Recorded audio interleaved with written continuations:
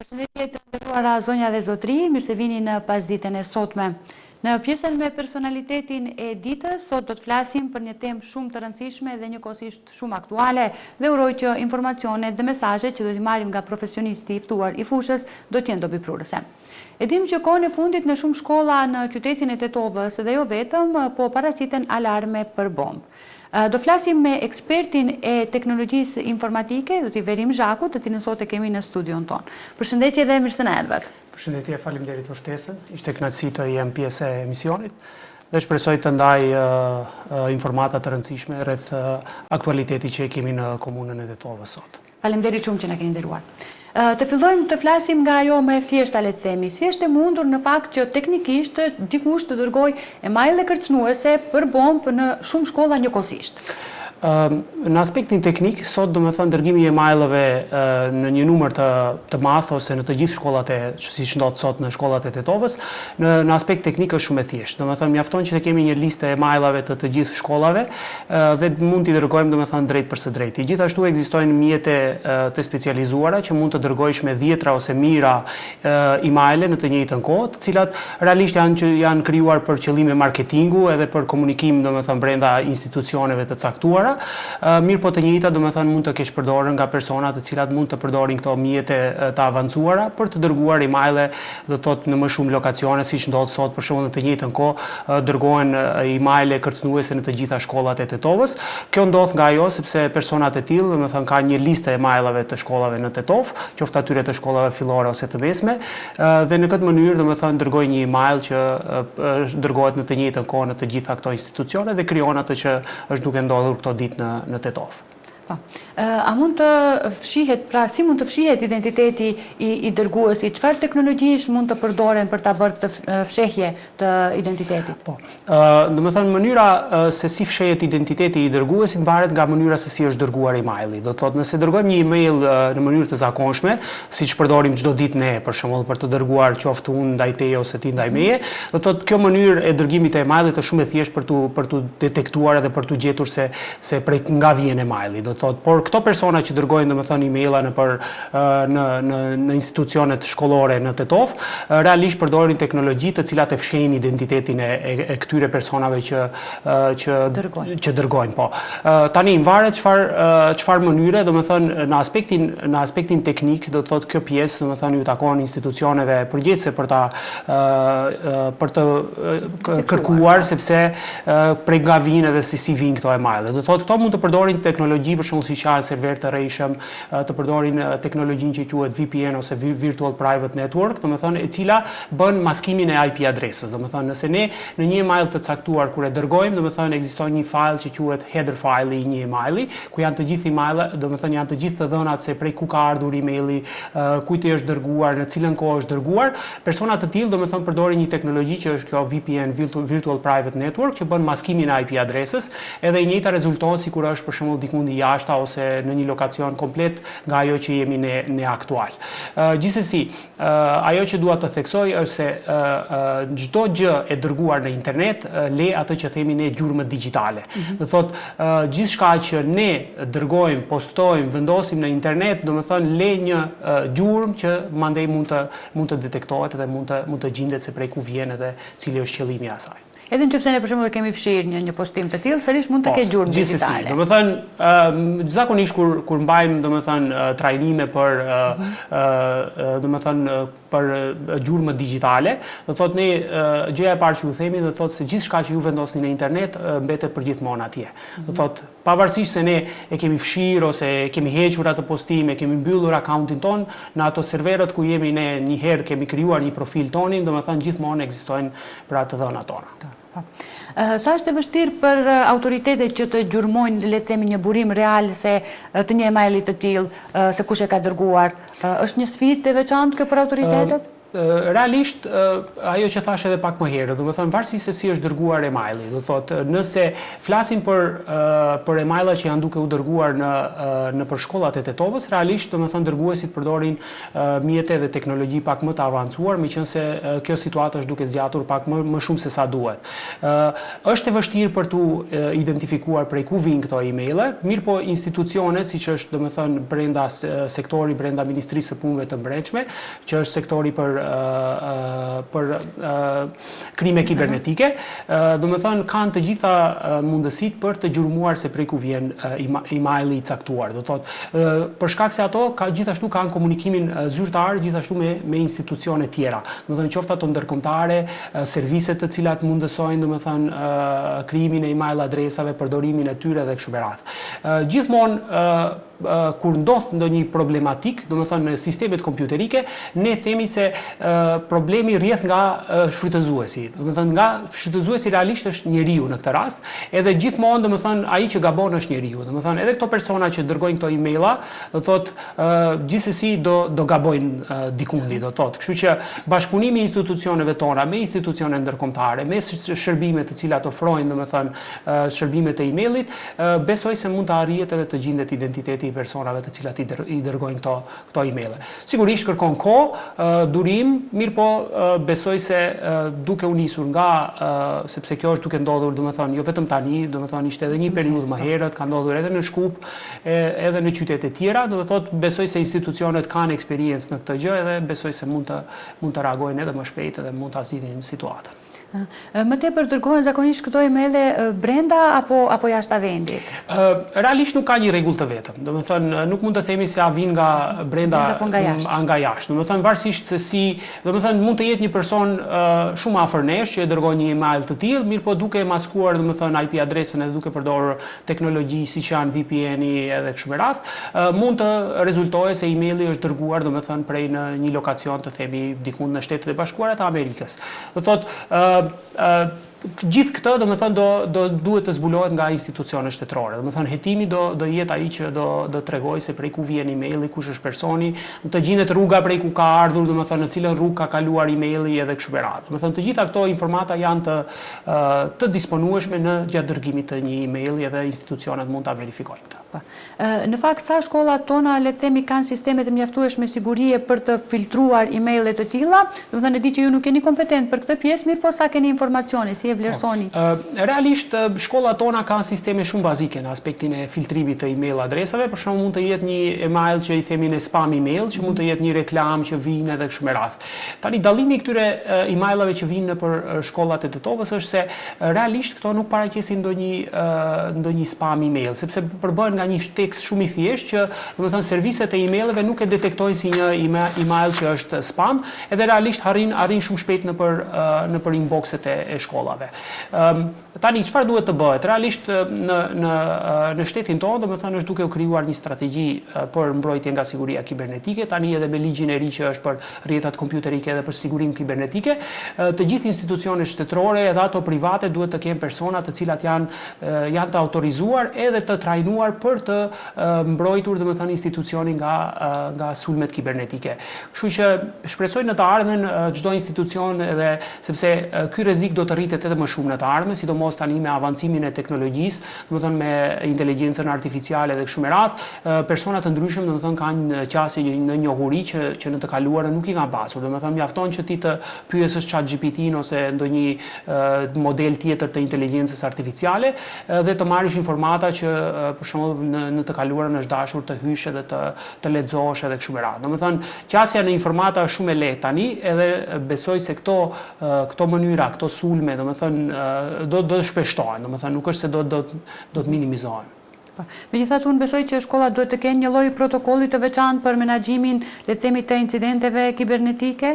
Po, sigurisht. Domethënë, në çdo institucion duhet të ekzistojë një protokoll për mbrojtje nga sulmet kibernetike ose reagimi në rast të një sulmi kibernetik. Siç kemi për shembull një protokoll nëse ndodh për shembull të themi në një ndërtesë zjarre kështu me radhë, domethënë se duhet persona të dalin ose gjatë një termeti edhe kështu me radhë, edhe në gjatë gjatë ndodhjes së një incidenti të sigurisë kibernetike duhet të ketë një protokoll të caktuar. Për shembull, varësisht se kush e ka pranuar emailin, domethënë i njëjti duhet të raportohet qoftë personi nëse në shkollë ekziston ose në institucion një person i IT-s, mandej të njoftohet drejtori, emaili si i tillë duhet të ruhet edhe mos ndryshohet përmbajtja e emailit, domethënë derisa persona kompetent të cilët janë për të analizuar të dhënat që gjenden brenda emailit të marrin atë si email ose të dërgohet deri te ato persona, edhe gjithsesi domethënë duhet të informohen institucionet që janë përgjegjëse për sigurinë e nxënësve, sepse para së gjithash domethënë në këtë rast siguria e nxënësve ose e personave varësisht se ku ndodh domethënë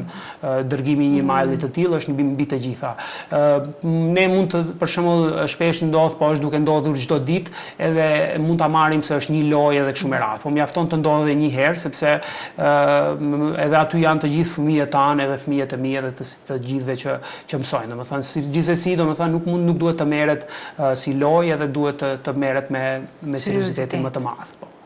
Sa janë të përgatitura institucionet arsimore në aspektin e sigurisë digjitale? Institucionet arsimore, jo vetëm ato, por edhe institucionet tjera në shtetin tonë janë shumë në fazë të zhvillimit. Domethënë janë duke u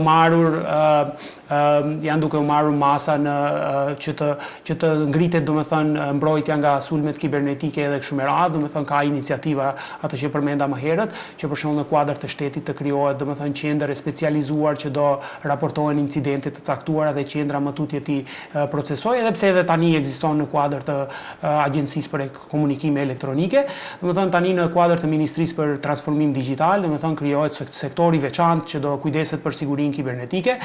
Mund të përmend për shembull në Shqipëri veçmë ekziston një institucion i tillë që te ne domethënë pak me vonesë, domethënë sepse kjo është realisht një kërkesë e kohës, po edhe ndryshimeve ligjore që ndodhin domethënë si ne që aspirojmë domethënë për antarësim në Unionin Evropian dhe kështu me radhë.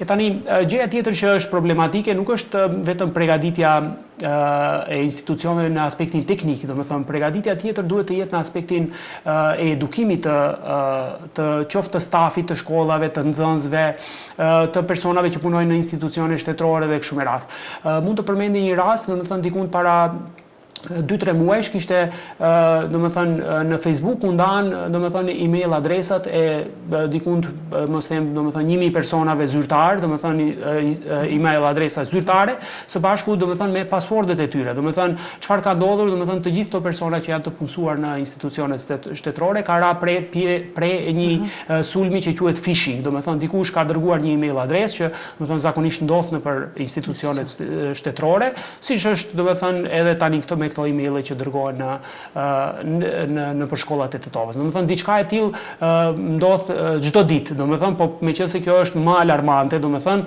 edhe është domethënë diçka që është bërë publike, por incidentet domethënë nuk është se ndodhin vetëm dërgimi emaileve për bomba edhe kështu me radhë, domethënë ka lloj-lloj të mënyrave që të sulmeve kibernetike. Po, megjithatë të flasim pak më në detaje. Çfarë ndodh nga momenti kur në shkollë për shembull merret një email i tillë kërcënues për bombë? Çka ndodh prej atij momenti tutje?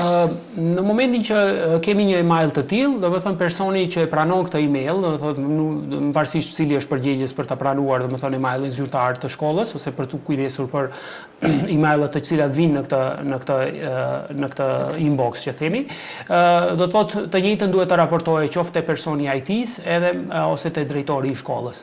Emaili si i tillë duhet të ruhet, domethënë mos të ndërhyjet në emailin ose të bëhet forward i emailit ose kështu me radhë. Domethënë i njëjti duhet të dorëzohet deri te personat kompetent, siç përmenda sektori për sigurinë kibernetike që gjendet brenda Ministrisë së Punëve të Brendshme.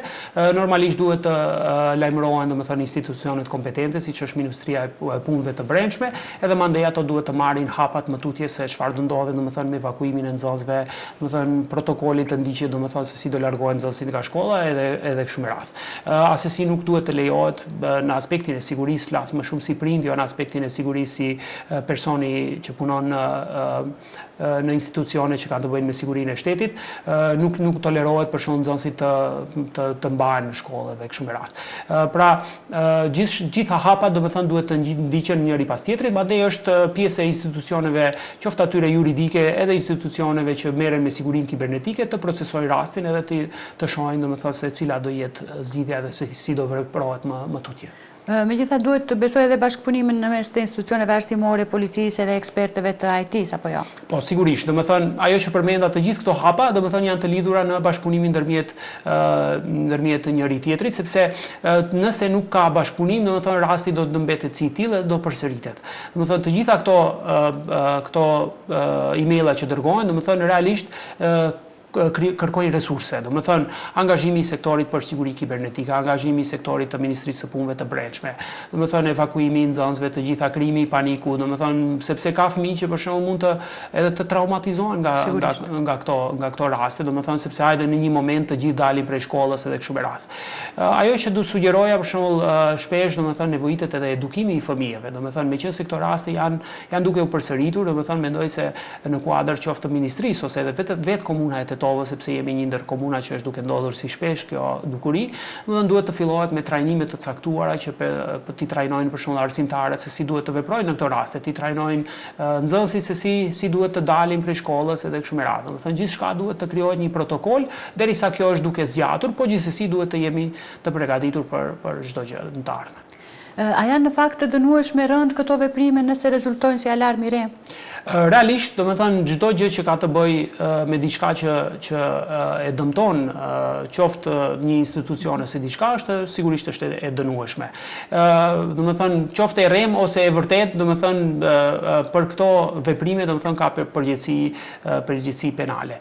Ajo që duhet të bëhet sa i përket edukimit, do të thënë ato që thash për shembull në shkolla duhet të mbahen punëtori edukative, do të thënë duhet t'u tregohet nxënësve se për shembull një veprim i tillë është i dënueshëm edhe të edukohen se të gjëra të tilla, domethënë nuk janë të lejueshme në aspektin ligjor edhe kështu me radhë. Në momentin që kemi një edukim të nxënësve ose trajnime të tilla, nxënësit do e kuptojnë domethënë se nëse bëjnë një veprim të tillë, diçka e tillë nuk është e lejueshme edhe në këtë rast domethënë do minimizohen këto raste, sepse realisht ne nuk mund të dimë nëse emaili dërgohet me të vërtetë dikund nga jashtë ose është një nxënës që e bën nga shkolla edhe kështu me radhë. Gjithçka mund të jetë supozim, po këtë realisht mund ta vërtetojnë institucionet shtetërore.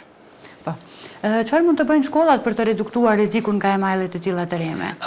Realisht, domethënë ajo që mund të bëjnë shkollat është gjëja e parë që mund të bëjnë është të bëhet filtrimi i emailave, domethënë të instalohen sisteme më të avancuara që të bënin filtrimin e emailave, mandej të përdoret një autentikim shtesë ose që i themi ne asaj two-factor authentication te llogaritë zyrtare, edhe gjithashtu të bëhet trajnimi i stafit sa i përket domethënë mënyrës se si të njohin mesazhet të dyshimta.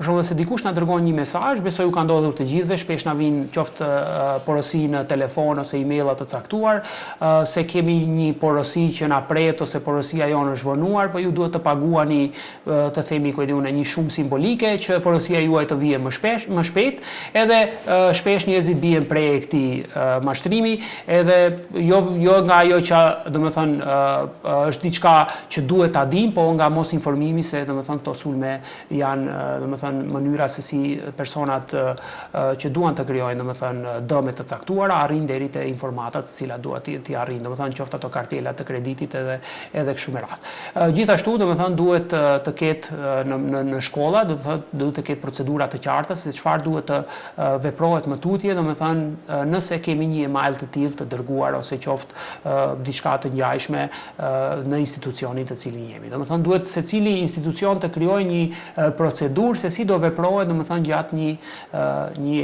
rastit të tillë. Po mirë, po a mund të parandalohen në një farë forme emailet të tilla kërcënuese?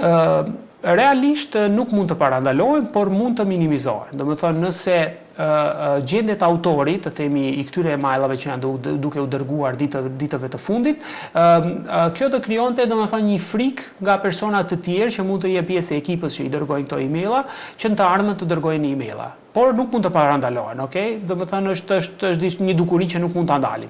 Siç janë për shembull emaila që na vijnë në çdo ditë nëpër inboxet tona, reklama që na vijnë mesazhe të caktuara, për shembull qoftë në WhatsApp ose në SMS porosi të caktuara edhe kështu me radhë. Sa i përket për shembull këtyre porosive që vijnë nga jashtë edhe kështu me radhë për shembull operatorët që janë të telefonisë celulare, për shembull i bllokojnë këto porosi që vijnë nga jashtë, për shembull atë numër që i dërgon në të gjithë numrat tonë të telefonit. Domethënë diçka e tillë mund të bëhet edhe në këtë rast.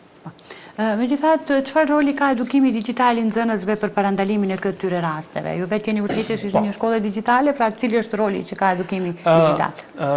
Sigurisht, domethënë e përmenda edhe më herët, ajo që duhet të bëjmë është të investojmë më shumë në edukimin digital, sepse tani ne ekzistojmë në një botë që quhet botë digjitale. Domethënë fëmijët tonë ose edhe ne vetë më shumë jemi prezent në botën digjitale se sa jemi në këtë botën reale. Domethënë gjatë gjithë kohës, domethënë në shtëpi, në punë, në shkollë, domethënë fëmijët, por edhe ne, domethënë kemi qasje në pajisje digjitale. Secili prej neve ka një telefon, ka një tablet, ka një televizor që është smart edhe kështu me radhë. Domethënë të gjithë realisht jemi prezent në botën digjitale. Edhe ajo që duhet të bëjmë është domethënë të edukohemi se si të për prezencën digjitale. Domethënë edukimi digital është një nga mbrojtjet më të forta. Domethënë nëse ne do i edukojmë nxënësit se cilat janë pasojat ligjore ose çfarë do ndodhe nëse ato dërgojnë një email deri te shkolla edhe i njëjti zbulohet nga autoritetet, domethënë çfarë do vazhdohet më tutje, domethënë besoj se shumica e nxënësve nuk do kishin guximin që të marrin diçka të tillë. Ajo që bëjmë neve, do të thotë bashkë me shkollën digjitale në Tetov, domethënë shpesh mbajmë trajnime qoftë me qendrat që janë në Tetov, ku mbajmë domethënë sesione të caktuara për sigurinë kibernetike, gjurmët digjitale, domethënë si të mbrohemi në internet, dita e internetit të sigurt edhe kështu me radhë. Domethënë mundohemi që realisht domethënë të arritim ndërgjegjjen për botën digjitale edhe për rreziqet që gjenden në botën digjitale. Domethënë nëse ne i edukojmë fëmijët se veprimet të cilat ato mendojnë se janë të drejta, domethënë kanë pasoja ligjore, atëherë domethënë një gjë të tillë nuk do të marrin domethënë si diçka për të luajtur ose si shaka. Në fakt nuk mund të dallohet në qoftë se bëhet fjalë për një email serioz apo është vetëm një mashtrim. Kur bëhet fjalë për emaila që ja duke u dërguar për shembull në shkollat e Tetovës, realisht për shkak të seriozitetit të situatës, domethënë nuk mund të konstatojmë nëse është mashtrim ose është diçka e vërtetë, sepse domethënë ato që përmenda në fillim, mjafton një herë të jetë e vërtetë dhe pasojat do jenë shumë katastrofale. E tani çfarë mund të bëjmë domethënë ne për të dalluar nëse një email është mashtrim ose është i vërtetë? Zakonisht emailat që dërgohen nga persona të cilat duan të arrijnë deri te të dhënat tona, kanë një ton, domethënë pak më shpejt, na duhet kjo informat, duhet të na dërgoni për kaq kohë ose për shembull dërgojnë një mesazh që ka një përmbajtje se dikush ju ka lënë për të themi, flasim për këto emailat phishing që i quajmë ne, do të thotë ju ka lënë një pasuri, domethënë dikush në një shtet të caktuar, domethënë ato i kanë të gjitha informatat e juaj dhe kështu me radhë. Ajo që duhet të bëjmë neve, domethënë duhet ta shohim se nëse emaili ka gabime drejtshkrimore, për shembull, nuk mund nëse emaili vjen për shembull të themi prej Turqisë, normalisht një person prej atje nuk do ta dijë gjuhën shqipe siç e dimë ne.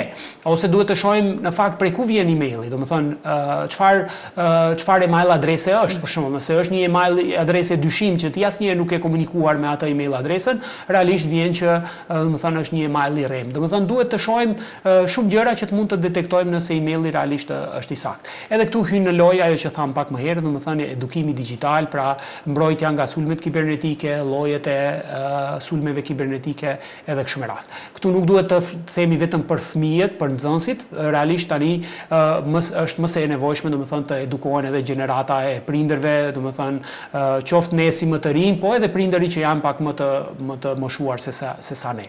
Sepse të gjithë jemi pjesë e botës digjitale, të gjithë mund të bien prej një mashtrimi, domethënë mund të bie prej një mashtrimi edhe një eksperti IT-s, nëse nuk ka kujdesin e caktuar. Në fakt përmendëm pak më herët edukimin digjital tek nxënësit, ju jeni vetë udhëheqës i shkollës digjitale. Si funksionon shkolla digjitale që ju udhëheqni?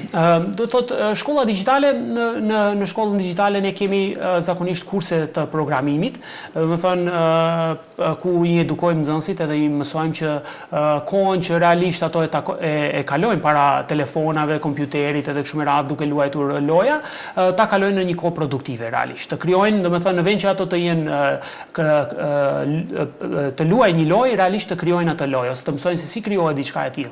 Domethënë kemi programe të cilat i mësojmë se si të krijojnë webfaqe, si të krijojnë aplikacione, si të krijojnë domethënë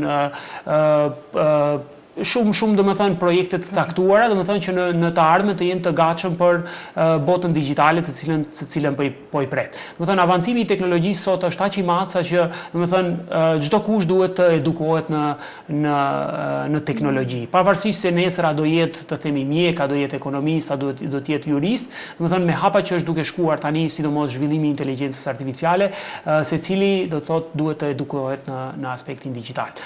Tjetër gjë që bëjmë në shkollën digjitale, ato që përmenda në fillim, domethënë ne mbajmë domethënë kemi orë të caktuara ku nxënësit mësojnë për gjurmë digjitale, mësojnë për sigurinë në internet, mësojnë për hapat se çfarë duhet të marrin dhe si të dallojnë kur kemi të bëjmë me një rast të një virusi, spam ose një phishing email edhe kështu me radhë.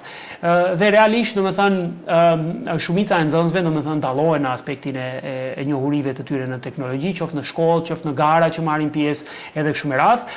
Kështu që shpresoj se bëjmë një punë të mirë edhe arrim të arrisim domethënë ndërgjegjen rreth problemeve të cilat ballafaqohemi sot, po edhe krijojmë një gjenerat të re që do shkëlqejë do të thotë në botën digjitale, po edhe do jetë domethënë bartës i zhvillimit teknologjik në të ardhmen. Zotëverin, faleminderit shumë që për një temë kaq të rëndësishme dhe shumë aktuale ishi sot pjesë e emisionit tonë. Faleminderit që na nderuat. Faleminderit edhe ju për ftesën. Shpresoj që domethënë këto që i kam ndarë me teleshikuesit, domethënë të kenë arritur edhe të kenë arritur atë që duhet të përcjellim.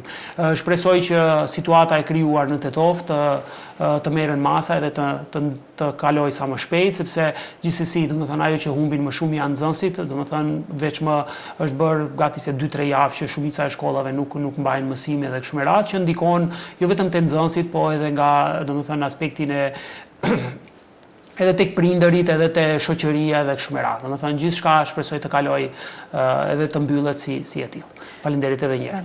Faleminderit edhe një herë juve. Të nderuar shikues, ishte kjo pjesa me personalitetin e ditës. Ju vazhdoni të qëndroni dhe më tutje me ne. Rikthehemi pas pak.